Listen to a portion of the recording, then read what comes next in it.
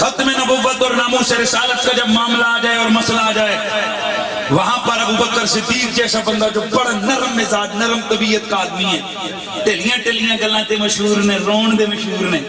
کہ جناب ذرا جی گل ہوندی تے حضرت ابوبکر صدیق کے آنسو بہ جاتے، رقت قلبی ہے آپ میں۔ پر جب مسئلہ آیا نا ختم نبوت کے گستاخوں اور باغیوں کو انتقام کا نشانہ بنانے کا،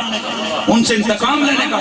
تو کئی صحابہ تھوڑے سے انہوں نے ڈھیلی رائے دی، انہوں نے کہا جی کہ بھئی ادھر نہ جائیں، ادھر ہی رہیں، وہ آئیں تو پھر ہم ان کے ساتھ لڑیں، ادھر ان کے ملک میں جا کے حملہ کرنے کا کیا مطلب ہے، ادھر جائیں پیچھے سے ہمارے بچے اور ہماری عورتیں اکیلی رہ جائیں گی، نہ اللہ نہ کرے دشمن گھر میں گھس آئے اور ہماری عزتیں توجہ ہے نا، ہمارے بچے ہماری عورتیں ہمارے گھر بار سب تباہ ہو جائیں۔ کتنی بڑی دلیل ہے،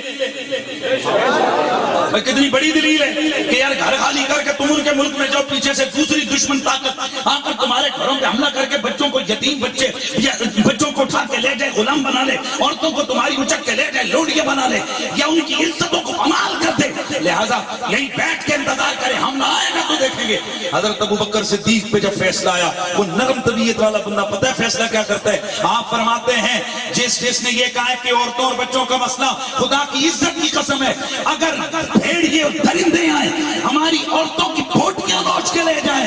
اللہ کی عزت کی قسم ہے ابوبکر پھر بھی یہاں نہیں وہاں جا کے نبی کی ختم نبوت کے گستاخوں کو